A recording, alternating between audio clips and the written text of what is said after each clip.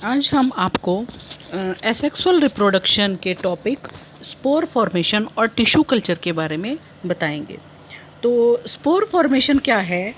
जब कोई organism spores के थ्रू रिप्रोडक्शन करता है तो उसको हम स्पोर फॉर्मेशन कहते हैं। और फंगी इसी तरह के प्लांट्स होते हैं जो डेड और डिकेइंग मैटर पे उगते हैं, जैसे कि ब्रेड पर या किसी फूड आइटम्स पर या पिकल पर या वेजिटेबल्स पर या फ्रूट्स पर फंगी ग्रो कर सकते हैं। इनमें से कुछ सिंगल सेल होते हैं और कुछ मल्टी सेलुलर होते हैं, जैसे कि राइजोपस वगैरह। अब राइजोपस क्या है? ये एक ब्रेड मोल्ड है और ये डिकेइंग ब्रेड पर उगता है एक वाइट कॉलोनी की फॉर्म में। मतलब वाइट कलर के थ्रेड्स जैसे स्ट्रक्चर होंगे जिसको हम बोलेंगे हाइफी। यहाँ पर इस डायग्राम में आपको दिखाया हुआ है, ये है हाइफी। अब इस हाइफी में इनमें से कुछ हाइफी कैसे होते हैं कि उनके ऊपर एक बल्ब जैसा ब्लोब जैसा स्ट्रक्चर बन जाता है जिसको हम स्पोरेंजियोफोर बोलते हैं, जैसे कि ये बना हुआ है। तो इस स्पोरेंजियोफोर ये रिप्रोडक्टिव पार्ट है और इसके अंदर क्या होगा? स्पोर डेवलप होंगे और स्पोरेंजियम में क्या होगा कि इसी में जो स्पोर्स हैं जब उनको फेवरेबल कंडीशंस मिलेंगी तो वो न्यू प्लांट ग्रो कर लेंगे।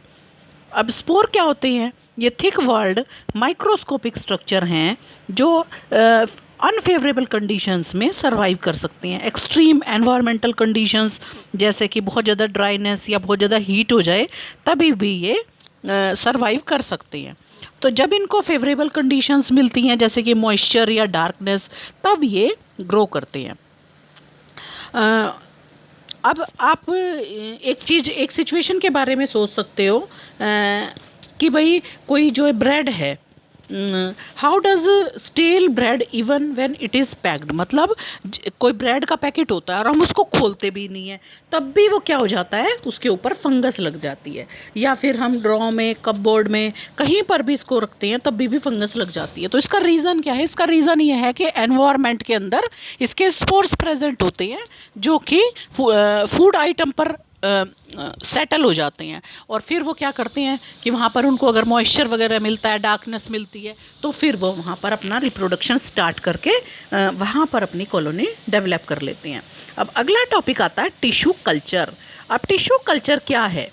देखो, टिश्यू कल्चर में क्या होगा कि हम किसी भी जो ये एक ऐसी टेक्निक है जिसमें कि हम प्लांट्स को ग्रो करते हैं सिर्फ कुछ सेल्स की हेल्प से। और वो सेल्स हमें कहाँ से मिलेंगी? वो सेल्स हम उस प्लांट बॉडी के में से ही ऑब्टेन करेंगे। तो इसको स्टेप बाय स्टेप देखेंगे कि इसमें होता क्या है। तो सबसे पहले हम कोई भी प्लांट को सेलेक्ट करेंगे और उसको सेलेक्ट करने के बाद उसके अंदर से हम कुछ टिश्यूज़ या सेल्स को, उसकी जो टिप होगी वहाँ से कलेक्ट कर लेंगे सेल्स को। अब इन सेल्स को हम क्या करेंगे कि टेस्ट ट्यूब के अंदर रखेंगे, उसके अंदर न्यूट्रिटिव सॉल्यूशन डालेंगे और थोड़े दिनों तक उसको ऐसे ही छोड़ देंगे।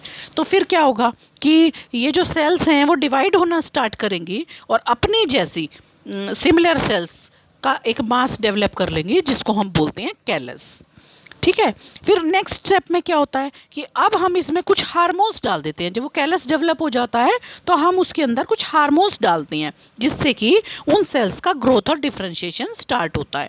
और जब उनमें से छोटे छोटे प्लांटलेट निकल जाते हैं तो फिर हम उनको सॉइल के अंदर ग्रो कर देते हैं। तो इस तरीके से जो भी प्लांट्स ग्रो किए जाएंगे तो उनका सबसे बड़ा बेनिफिट क्या है? उनका सबसे बड़ा बेनिफिट ये है कि अगर कोई प्लांट डिजीज्ड भी है, उसमें कोई बीमारी भी हो रखी है, तभी भी हम उससे हेल्दी प्लांट्स ग्रो कर सकते हैं। कैसे?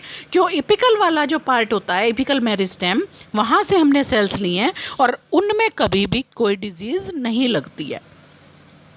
ठीक है। और ये किन प्लांट्स के अंदर ज़्यादा किया जाता है टिश्यू कल्चर? हमेशा जो हॉर्टिकल्चरिस्ट हैं या फार्मर्स हैं वो ऑर्नामेंटल प्लांट्स के अंदर इस टेक्निक को करते हैं, यूज़ करते हैं, क्योंकि इसमें हम फिर थोड़ी सी अमाउंट की जो सेल्स होती हैं उनसे ही हमें बहुत सारे प्लांट्स मिल जाते हैं और शॉर्ट ड्यूरेशन में मिल जाते हैं। साथ साथ क्वालिटी भी मेंटेन रहती है, मतलब जिस तरह के प्लांट हमें चाहिए वैसे के वैसे ही हमें प्लांट मिल जाते हैं। तो ये दो टेक्निक्स हमने आपको बता दी। कल हम फ्लावरिंग प्लांट के अंदर किस तरीके से सेक्सुअल रिप्रोडक्शन होता है ये पढ़ेंगे।